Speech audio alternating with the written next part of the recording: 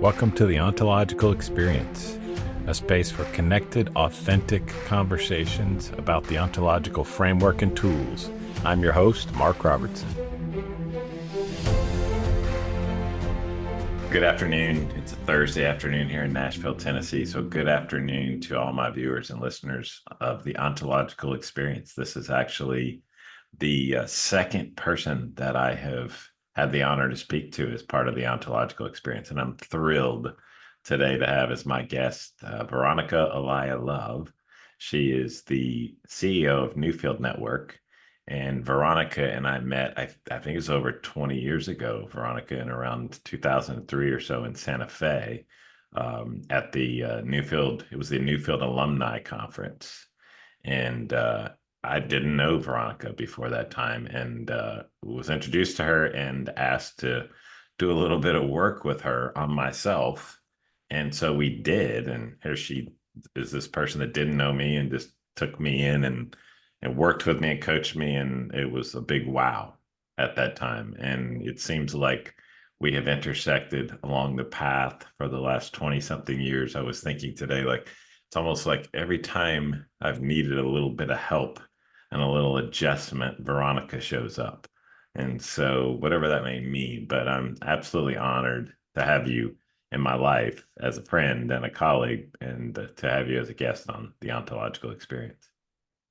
Thank you so much, Mark. It's beautiful to hear your words. And recognizing that I think that's part of the beauty of life, is having people that show up in our lives to support us along the way, and recognizing that every human needs that.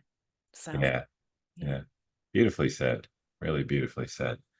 Mm-hmm. So I want to start with you today. I really want my viewers and listeners to get a sense of who you are. They will, obviously, over the next 30 minutes, but I would love for them to hear it from you in terms of, like, tell us your story, from however early you want to start, and some of the key experiences or defining moments on the way that have led you to be sitting here with me today as a CEO of, I would say, the premier ontological coaching and training organization in the world. Well, I will begin by saying I never had the ambition to be a CEO. Okay. Uh, business was not my thing. I didn't study business. I didn't have that sense of, ooh, I want to attain or achieve or, arrive at some status. But rather life decided that's where I would be. Hmm. Um, so I became the CEO about 14-ish years ago. Yeah. I had the privilege of having my father be the founder and of the Newfield Network. And at about that time, the company was undergoing some challenges and so forth. And the advisory board chose me. They said, we think you should be the CEO. And I was taken aback and stunned. And what? It was very unexpected. Wow. As I said, I didn't have any business training, but I decided to take on the challenge, and I stepped into the role, and I used all of our ontological distinctions in terms of language and emotion and body and culture and history, all Mhm. of that, combined also with my Chinese medicine background as well, Yeah. using those distinctions. And I navigated through, and the next thing you know, it's been 14 years and counting. Wow. Wow. So, yeah. It's I hadn't realized really that it had been that long. Wow, that's fantastic. That's Yeah. fantastic. Yeah. And um, our family, my lineage is one of a lot of challenges and a lot of struggle. We've, we've escaped wars and military coups, and Right. have lived in poverty when I was very young. And, Mm. we're a family that didn't speak the language, that, we were entered a new country. So I have all of that in my being. I'm no stranger to challenge and Mm. hardship. Mhm. And I think what has made this work so meaningful is that it's an invitation to look at all of that challenge and hardship and friction that life presents us, and to look so deeply with such an open heart that we begin to see the exquisite beauty that resides there. Mm, And I think this work really is about harvesting the learning and the depth, and how each of those turns and curves and unexpected moments in life, um, when we do look deeply enough with heart, we find so many gems in life, so many treasures, such a capacity to recognize that we can unfold and become in ways that we didn't know.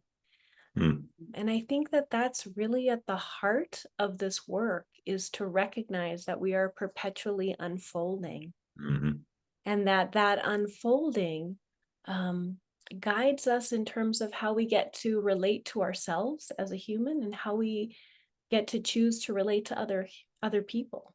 What mm, are those connections that we want to cultivate in life? mm.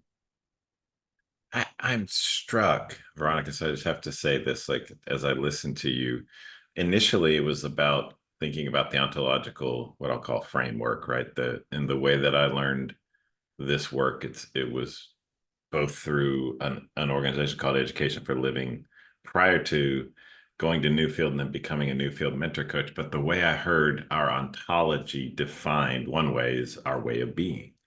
So as you were talking, you were telling your history and your lineage and even how you came to be CEO, I was thinking, wow, all these aspects have shaped her way of being the human that my listeners can hear and see now.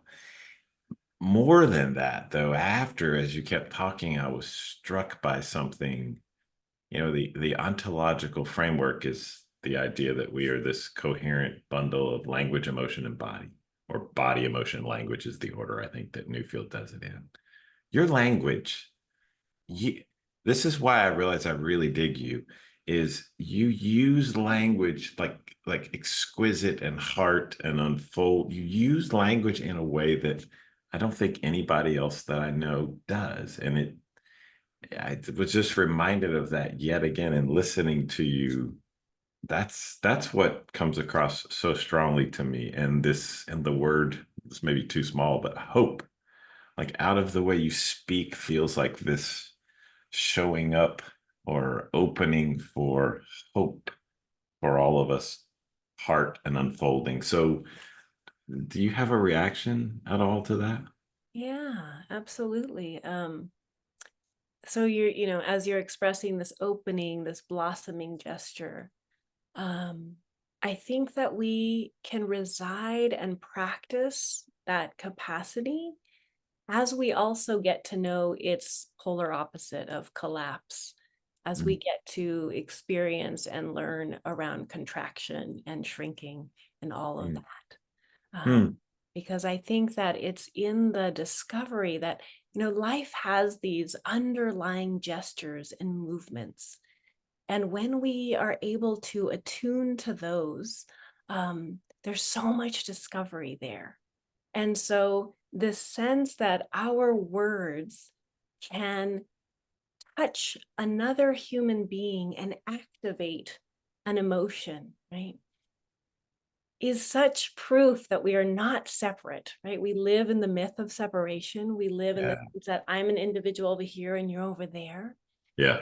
As we engage in dialogue that's embodied and authentic, we recognize that, oh my goodness, someone else's words can evoke and activate hope, or a yearning or a longing or just a deep desire, or right, anything. And isn't it a mystery, right? That Yeah. sounds coming out of someone Yeah. creates a stirring and a felt sense in our own being. And in Yeah. that, I think we begin to recognize the beauty of life, that there is this fundamental way in which we're all connected and related and in touch with each other, even as you're in Nashville and I'm in Boulder, right? Right. Even as we're across the nation or across the globe. And yet we can touch each other so profoundly when we offer our whole being, right, to the world. Mm. There's so much in there. There's about 46 different places I could go with that. So I'm going to go here. I'm going to let kind of my heart lead. The word connected is what really speaks to me. A little bit of my personal journey the last year and a half, I would say I've had a felt experience, I would call it, of a relationship with the divine for myself in the last year and a half. But it's deeply grounded for me in the notion that I've believed for 30 something years we are all connected. And for me, it's we are also all connected to something larger than us. And so I love that you brought that connection part and that part about, and I think part of the magic or the mystery of that is just being fully connected to ourselves and letting our full self.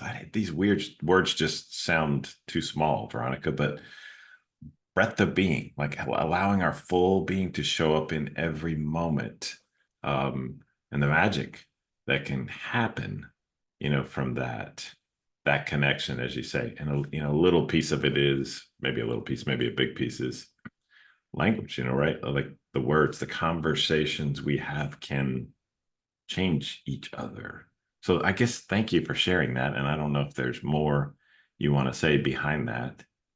Yeah, my sense is that, with language, we're able to, just as you invited me to do, right? Share your living history, share your, right? All that has the influences and the collectives that have shaped and informed your becoming and your unraveling in life, right? Like the word that comes is devenir, right? In Spanish, to unfold, to become. And my sense is that we are steeped in language, right? So I grew up initially in Spanish, right? And then I was transposed over to the English world.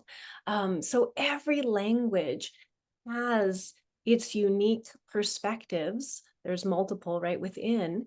Mm-hmm. And the beauty of language is that also as individuals, we get to share our perspectives. So when we become um, listeners at a deep level and are able to deeply listen to each other, it means that our own perspective is able to grow and is able to expand, and to take on, right, this multiplicity of perspectives. So when we look at um, folks that have been studying adult development and levels of consciousness and so forth, what they Mm-hmm. find is that the human unfolding on the inner aspect of who we are is our capacity to take on more and more perspectives, so that I identify myself as just me, encapsulated me, or do I identify me as my family or my community or my nation, right? Or the globe or the cosmos. Like, Mm-hmm. what is me? What is self? What is I? How is that identifying? And so, in terms of connection, we can see that the more we really cultivate our capacity to listen to each other Mm-hmm. and to then also articulate and express and share, right? That this is part of where we can then have mutual perspectives, shared perspectives, overlapping perspectives that are also distinct and also different. But we Mm-hmm. begin to see where there are bridges, where there are connecting points, and to celebrate that fullness of being alive. That's you make me think about the first of all the importance of that deep listening, like listening to one another. But it conjures up for me words. I'm visual, but I'm an engineer, so I'm also language heavy, intellectual. I think about the idea of honoring and validating other observers, right? To use our language, and that experience that happens in that deep listening. And I think you meant when you said, it's not just expands the experience or allows the listener to hold more experiences, but it's the speaker too. I think you meant both in that interaction. Um, so Absolutely. okay, this may be a little shift of gears, but I think it fits here. There's something I really want to ask you before I let you go. and I'm not letting you go soon, but this is really important to me. I want to kind of get you to assess what I've been doing, what I've been talking about. So this show is called the Ontological Experience, and I chose on purpose to bring the word ontological to the forefront. I've often in my career sort of put it in the background, mainly because when you say it, people are like, what is that? Like they don't know what it is. And I haven't found really anybody else out there that's leading with it necessarily. And so I was like, it's time to bring it into the forefront. And the reason is that the last probably 3 or 4 years, Veronica, I've been thinking of it as a framework. There's the ontological framework and a set of tools that come with it. And I've been thinking about when I work with clients, like what is the framework they come to me with?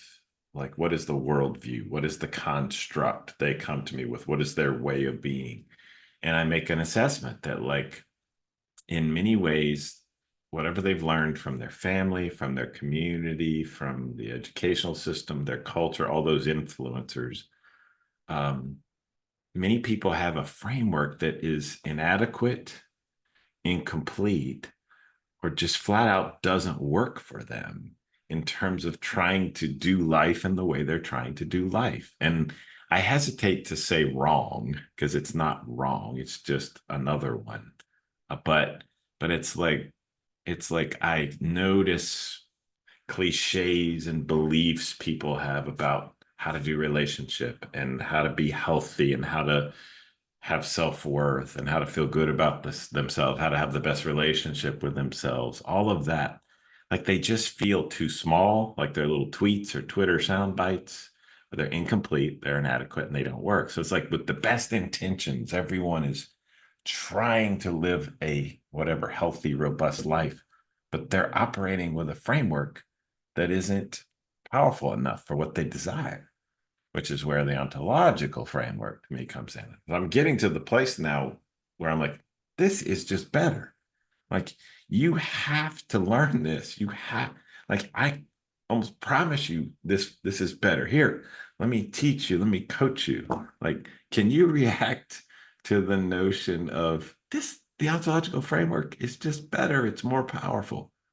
Yeah. So I do believe that the ontological framework is extraordinarily potent, without a doubt. Newfield has been operating for about 34 years, and we've worked with over 70,000 people across the globe. I've led programs in over 8 countries and 2 languages. And I have not yet, I've been constantly amazed at the depth of transformation that's possible. Yeah. Part of what I see is that the ontological framework is some ways so simple Mm-hmm. that it can be integrated into everyone's, right, regardless of country, regardless of age or background or all of that. So it is extraordinarily inclusive in its way of operating. And I think it's also evolving and changing over time. Yeah. Um, so I think every model has a usefulness, a purpose. Sure. I always say that every model hides and also, conceals and also reveals. Yeah. And I Yeah. think that's important, right? There are ways in which, depending upon what your outcome, right, then you're wanting certain tools for that outcome. In my experience, what I witnessed with people is that when the outcome people are longing for is a very deep, sustained change, then the ontological framework, methodologies, tools, distinctions are incredibly powerful. Hmm. I notice in all that you did not use the word better. And so I have an appreciation for that. I noticed that you used potent and powerful. But I love the way you said it there at the end. It's like the ontological framework. Two things. One is like the ease of integration because it really is simple. It really is simple if you really get down to it. But the sustainability of it when you, let's call it, on board it effectively or over time, it is. And so You know what, Veronica, you give I want you to talk about this. You give me hope then because I've been in our current cultural milieu, if that's the right word to use. I've noticed I've tried to be I've been optimistic about where we're headed as a people and the planet. And that's been the last couple of years has been being tested pretty heavily. And um, I've been sort of noticing myself thinking, wow, if I speak about it that way, the gap for most people from the framework they hold to move over to the ontological framework is getting bigger and bigger. But your response isn't that. It gives me more hope. It's like, no, no, no. It's like this can actually be somewhat easily integrated into their existing framework. So thank you for that. Just personally, thank you for languaging that in a way that I like. Yeah, well, I think it's important to recognize and legitimize where a person is and their desires, right? Because if deep transformation is not your jam at the moment, right, then there's another model that may suit you much better. That's right. So I think it's very dependent around what is that that deep care that you hold in your heart. Well said. Yeah. Well, I've heard myself saying that too. It's like, yeah, if this isn't your thing, it's not your thing. Maybe there's something else out there that's right there for you, that's available if you choose to take it. Well said. Since we're here, let's dive in a little bit. So one of the what I consider the two foundational models of the ontological framework is the what Newfield calls the Bell model, the body, emotion, and language. What I would call is congruence, coherence that takes shape over time and becomes our way of being. I would consider you uh, strong in all, but particularly masterful in the body realm, in my experience with you, or what's often called the Soma. And so I would love for you to talk about your thoughts about, you know, the body's role in those three, and or do you feel like it's the strongest of the three, or if we really want sustainability and depth to our learning, is that what's the body's role in it, or is it a more important one than the other two? I'll be candid. I tend to not privilege one over the other two, uh, which is probably how you're going to answer as well. But I just give us some wisdom about the body, Veronica. Well, so the dynamic coherency has many petals, and body, emotion, and language are three primary aspects of them. Um, us human folks, we distinguish and we separate things that aren't actually separate, right? We're just Yeah, yeah, connection, and so yeah, it's all one. And yet we can intentionally illuminate one petal or the other in yeah, order to see something different, in order to have an aha, in order to access something that we weren't accessing before. yeah, So when we look at soma or we look at body, one of the things I repeat over and over again, because I have a sense that given and we're in modernity in these times, people forget that they are embodied. Um, and so we're always embodied, right? The first breath we take is in body, and till the last breath we take. And so even when we're in language, right now I'm speaking, but I am embodied. And similarly, right, we are always in an emotion or a mood or a virtue, um, even if that mood is calm and collect, right?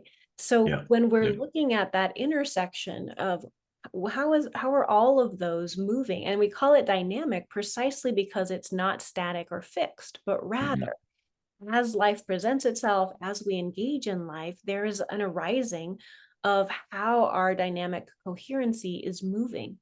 Now, the way in which our dynamic coherency is moving is often connected to our living history and our cultures that we're a part of, etc. So we can notice that we have certain patterns and tendencies. And often with these patterns and tendencies, we notice we get stuck in certain ruts, right? Like, oh, yep, that's the reaction, or that's what's happening. And yet, perhaps I didn't have the intention to do that, or perhaps I had the vision to do something else. So sometimes beginning to first look at ourselves, to have, humans have self-reflective capacity, which is incredible. The fact that we can ask ourselves questions and reflect and really be generative in terms of our awareness and how we're placing and where we're placing our awareness is important. So the body tends to operate in a very autonomic way. We have certain movements that we just do, right? I just shrugged my shoulders. You're doing this, right? And unless somebody says that or points it out, we often don't notice. Yeah. So we're blind to it. It's invisible to us. And so it's beneath the surface. So if we look at the little like iceberg, right? Like what's above the water and what's below, the body very often is below the water. It's below what we're conscious of. Got it. Therefore, when we ask questions, when we bring it to the forefront, when we actually include it in the conversation, it opens up territories of exploration that would otherwise remain, we would neglect them. Mhm. So in coaching conversations, it can stir up things that can open up doors that were closed. Mhm. And as a coach, when we're awake to our body and what's doing, we can learn to practice, what is the quality I'm wanting to embody or to shine forth? And what Mhm. is that nonverbal invitation that I'm actually sending to my client, right? Am Mhm. I connecting and expressing confidence, or am I expressing, right, what is that that serves them? And so part of what we do in terms of our training is to really work with people so that they can learn, not just, oh, I wish I was more confident, or oh gosh, I don't want to feel like I'm lacking, right? I want to be connected to dignity. Whatever it is, whatever that shift that we're wanting or longing for, when we actually anchor it into our body, when we use our muscles, our bones, our breath, right, our micro gestures, when all of that is aligned, there's Yeah. congruency that comes forth that supports us in deepening our trust with ourselves and others, so that learning to um, really integrate that fullness in our being, that radiance, right? To me, there's a certain spark and a certain beauty that can come forth with that, that I think Mm. is essential for us to be able to connect with as coaches and as human beings. Mm. Nice. The word anchor particularly stuck out. I think about it in the context. I find myself a lot of times using the term embodied habits with my clients a fair amount. I think that's what you're talking about, and much more clearly.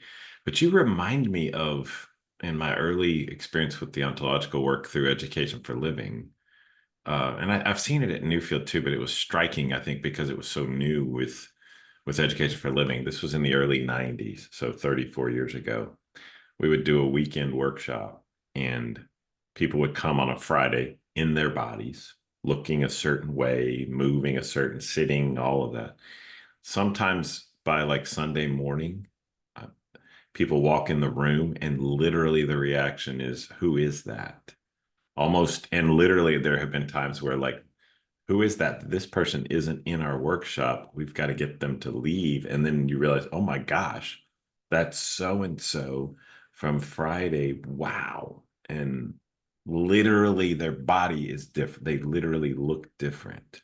Yeah, well, we can recognize that when we are inhabiting certain stories, right? When we are inhabiting certain emotional states, our posture, our gestures, our movements, our cadence, all of that, right, Hmm. is in alignment or dissonance with it. And so when we begin to become cognizant of what story we're dwelling in, our bodies are reshaped. Or if we reshape body, our stories are also able to move. So we see this beautiful, right, dance Yeah. in that coherency. And so shape shifting, right, really attuning to different bodies, and it can be dramatic and very explicit, and Right. but it can also be extraordinarily subtle.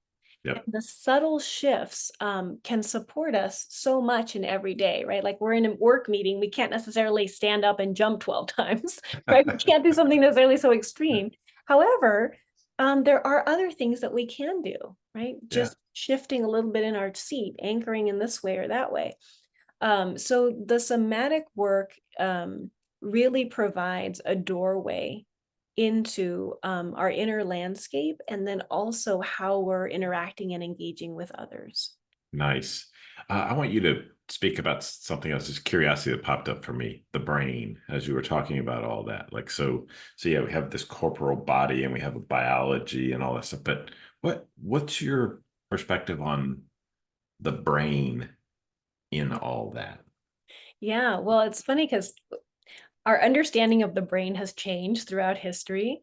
Long, long ago, they thought that, you know, the they thought of the brain and the heart as almost like radiators that like released, there's all sorts of fun historical facts about our understanding of the brain over time. Yeah, yeah. But to recognize, and now science is recognizing this so much, that our brain is actually dispersed throughout our whole body. So they have the brain body connection, right? That it's not that our brain is separate from our body, but actually quite the contrary, that our body and our brain are very connected. And so that the fact that our skin has so much sensitivity, right, and is actually in relationship, in conversation with the brain, that our gut has connection, right? So Hmm. all these, what we consider to be separate parts, are all in dialogue and all in conversation. Yeah, As we get to notice this and see this, we get to see that, oh, if I actually shift my breathing pattern, then actually it's going to activate different parts of my brain and vice versa. So we can intentionally, again, connect with our body or connect with our senses, right? yeah, The other thing that I often tell people is, um, if imagine you could not see, and imagine you could not feel or smell or taste or any of those senses. If you couldn't sense anything and you never could, what would you be thinking? I don't know. I don't know. Do you have an answer? Right? Right? What would you be thinking? So we can see that our thinking, our brain, right, all of the activity that happens there is in direct correlation with our senses. And not Hmm. only our external senses, but our inner senses as Yeah, well. yeah, And so one of the things that we do in the advanced course that I teach, the applied somatics, that I developed, is to actually explore, right, the inner senses as well as the external senses, and recognizing what do we even think body is, right? We say the word body and we assume, but we yeah, often talk about a word world correlation, where one word evokes a whole world. yeah, And that world that is evoked is dependent on the observer you are. It's dependent on where you grew up and how you grew up and your gender and your age and your experiences and, all of that. So when I say body, right, each listener is envisioning, right, experiencing different bodies yep, yeah, yeah. We could almost say different interpretations of that very same word. and experiences. Yeah, and experience. Yeah, interpretation is only one aspect of it. So I want to get to another question, kind of hit you out of left field, but you again invoked or provoked. Thank you for the brain piece. That maybe you made me think about we're living systems, like all that is interconnected and shape shifting. I like that. It's flowing, it's having. So maybe it is modernity, which you referred to earlier, but what has us here at this time? And I'm making some assessments of where we are not aware of all of that happening for us in our moment to moment experience, or I don't even know how to ask it, Veronica, but there's something that bubbled up for me around speak to the blindnesses we have around all this, and why are we at this place where we're struggling to see or understand all of that? I'll just stop there. Yeah. So I think there's multiple answers to your question. I would say on a biological level, it makes a lot of sense for us to be able to be unconscious of a lot of things and keep going, right? So Hmm. it's the basics. Like, we're driving down the freeway. If we were awake to every moment, every stimulus, everything, we would hit a car, right? Because Yeah, there's so much going on. And yeah, so as a biological system, right? It's so wise for us to turn down the volume on certain things and not, right, Fair need to enough. pay Yeah. attention to all things at once. Yeah. So I think that's at a biological level, but I think you're also asking a different question around the sense of where we are today. Is that accurate? Yeah, and again, there's judgment behind that. It's sort of so the one judgment may be this. Like, so my previous podcast was called Wake Up and Pay Attention. Mhm. So there's a judgment I'm having, like a lot of people aren't awake and they're not paying attention, right? And that's from the observer that I am, right?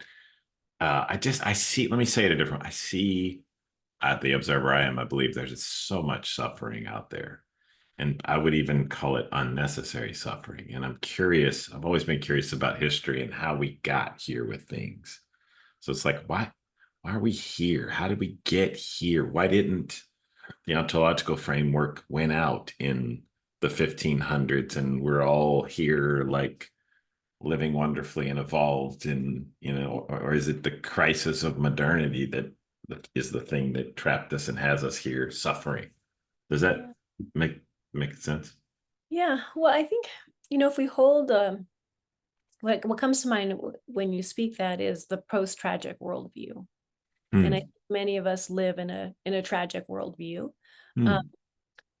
and so what I love about the post-tragic worldview is that it recognizes that yes, there is suffering. Um, there is suffering, right? If we say like we're above the suffering or we've gone beyond it, right? There's somehow Hmm. like a missing component. So there is a sense that suffering is very real for so many people at Yeah. different times in their moments, at different intensities in their lives.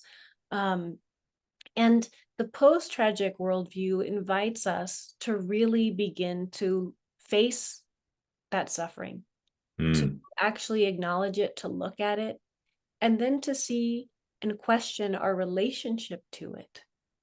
Hmm. How am Nice. I in relationship to this suffering? Hmm. Perhaps the way in which we relate to it is creating that unnecessary suffering, right? Yeah. Is Absolutely. intensifying it, augmenting it, because now I'm frustrated that I'm sad, or now I'm angry that I'm pissed off, or, like we get all these meta emotions, right? Yeah. Um, and So, in this way, we can begin the post tragic worldview invites us to actually take a step back, to step into our observer, to examine and actually look at how are we being in relationship to suffering? How are we being, and how are we able to face it? And how are we able to really extract that deep learning and that deep wisdom within it?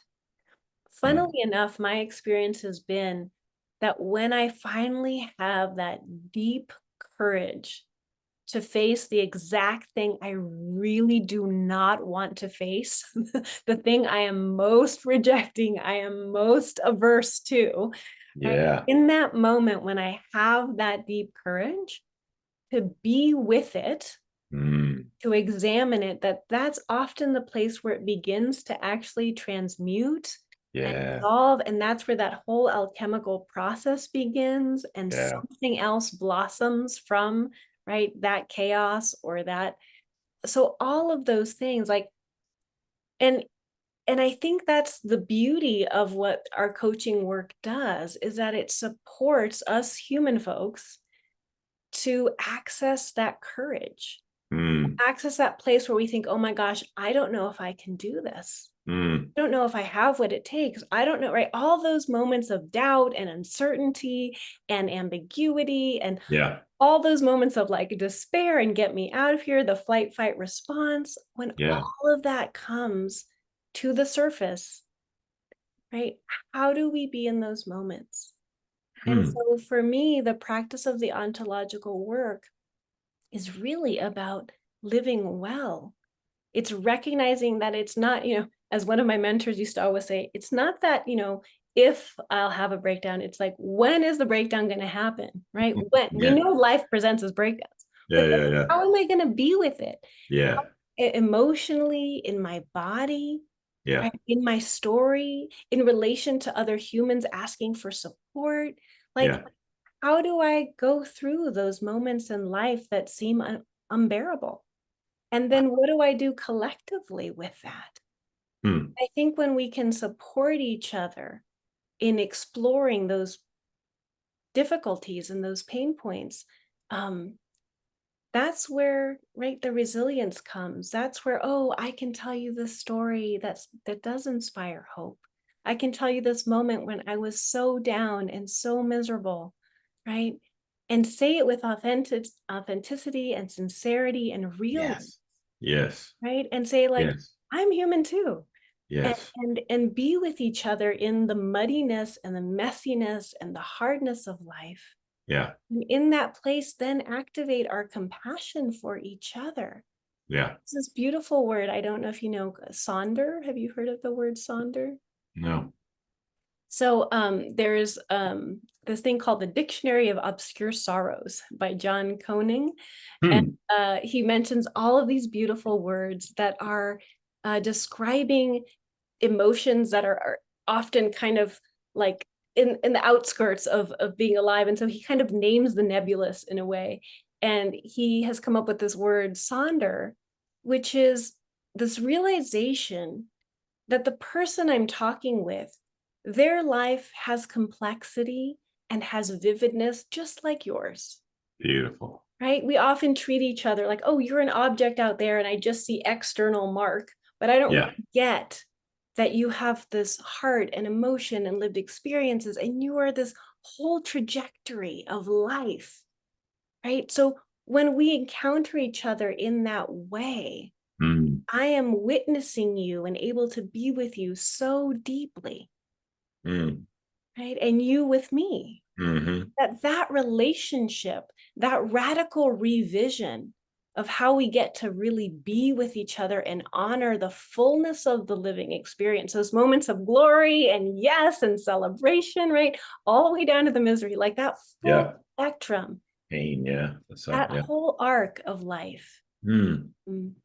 And I think that I sense that that's what we're craving. We're so used to these sound bites and these 2 seconds, and Yes. here's Yeah. the like 3 minute, answer to all questions. Yes. But to be with each other in our realness, in our humanness, I feel that we are longing for those kinds of community. And that's why I have been the CEO of Newfield for so long. I see how people change simply by being in these new kinds of relationship. Wow. Like you just beautifully articulated both the experience I felt in education for living through the years and the experience I felt in Newfield. There's just that was beautifully said. I'm glad I've got it on video and audio because that's it. That's really it. And you kind of walked up to the question I was going to have for you. You said this, there's a longing we have for that. I think that's the sense of with our not to bash on phones, but phones and all the practices we have to distract ourselves. Like within all of us, I wonder, is there that longing? So that was kind of my question, or this sense of I'm missing. I know there's something different. And I think Newfield introduces people to that experience. I mean, do you think most people have that longing, like really, like it's not really a developmental level thing, it's more of just a human because of who we are and how we're made. If we were able to be still enough, it's there for all of us. I don't know. I mean, in the thousands of people I've worked with, what I'm most struck by is that every single human has a heart and has a deep level of care. And when you create a space in which their beauty can shine forth, it does. Yeah. It Yeah. really does. Yeah. I have no doubt in human goodness. Me too. And I believe that what is lacking are spaces in which that goodness can really be fostered and can really flourish. And Mm. again, this is what I think is at the heart of what Newfield does. It's creating contexts where we're, instead of learning about something, right, we're actually have the opportunity to be with each other and become, transform in a way Yeah. we wouldn't have otherwise if we hadn't heard your wisdom and her wisdom and his wisdom and their wisdom. Right? Yeah. When we bring all of that wisdom forward, and by wisdom, I include the messiness and the pain and all of, Oh, absolutely. right? Yeah. When someone is brave enough to be fully vulnerable and given the opportunity to be held, and then the roles get exchanged and reversed, right? So we're not pinned down to just that one identity, like we get to really see that fullness. That's just so exquisite. It really, really is.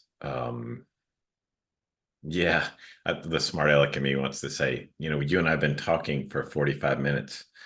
How do we put this in a 60-second elevator pitch or a marketing website? It's like no wonder that's so hard to do because this is it. This is what it is, right?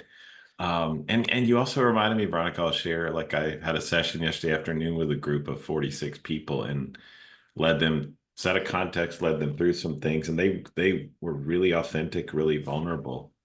So much so that at the end of the day, I got emotional with them in front of the room and I got choked up. And my experience was when that happened, they became silent.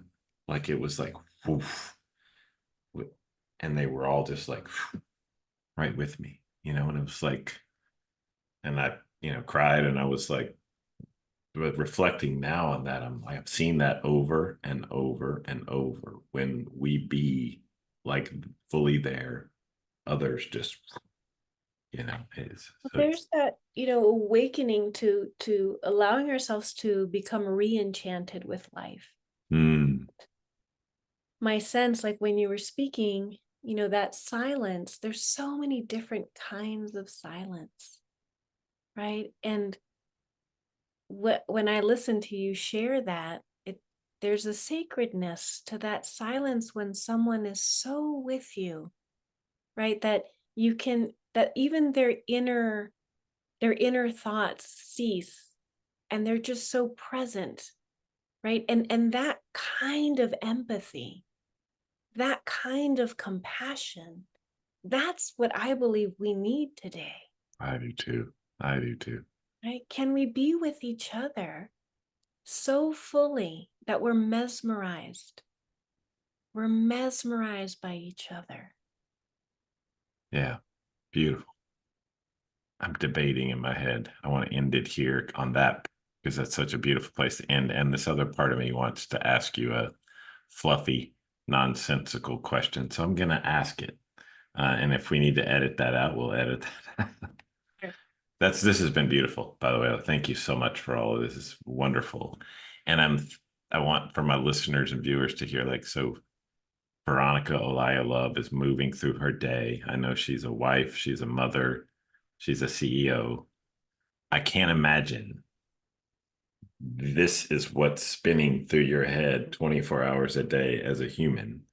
But maybe it is. But I'm thinking, like, so how does Veronica do just day-to-day life, grocery store? What do I want for lunch? I don't, there's a question somewhere in there. It's just like, wow, the depth and wisdom of this woman. And she lives in America in 2025 and has, does that, I don't know if that makes any sense. You want to comment on Say the question again. that? I'm not sure I can. It's like as I was listening to our conversation, I was thinking about the depths and the wisdom of it that you were bringing, and then I was just contrasting, and she does life and is her day to day, second to second, moment to moment experience thinking about all this stuff and letting it move around, or is it something else? So it's like I want for my viewers and listeners, what do I want for them?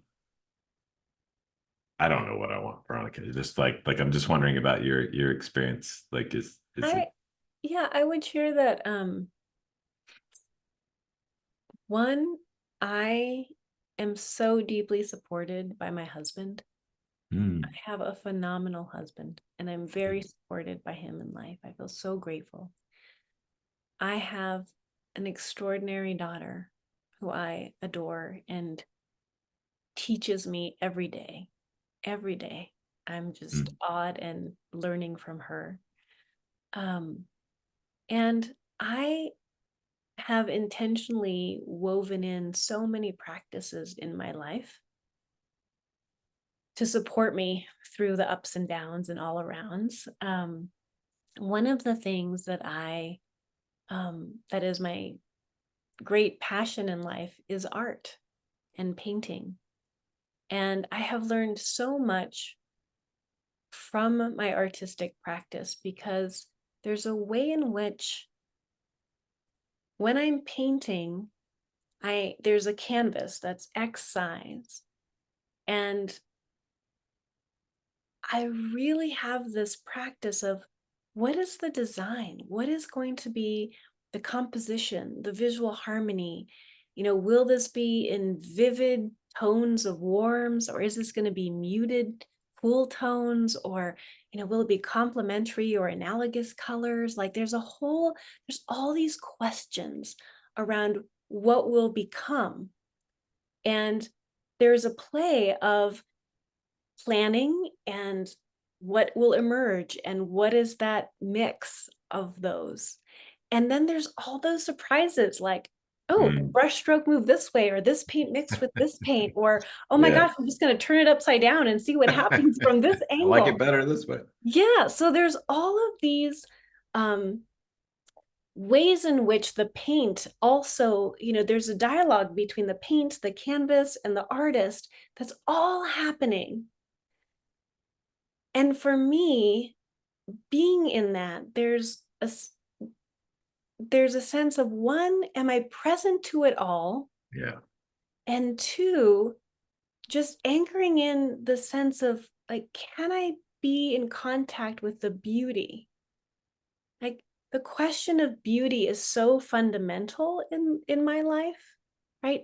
Like, can I see everything as beautiful? And I'm not saying I'm successful 100% of the time, right? But to hold that question, like, as I look at this assignment I have to do, or this article I need to write, or whatever it is, right? Like, can I have that connection with the beauty as I explore it? And there's something about being in relationship to beauty that for me is one of my guiding questions in life. I'm glad I asked that question, even as messy as it was. I love your answer. And I think your living in that question about beauty or connecting to beauty has shown up throughout this conversation. I think it showed up right from the beginning when you began talking about what happens at Newfield. And so I'm like, it's apparent, Veronica, that word is up for you. So thank you for answering in that way. Thanks for being part of the ontological experience. Until next time, remember, be yourself. Everyone else is taken.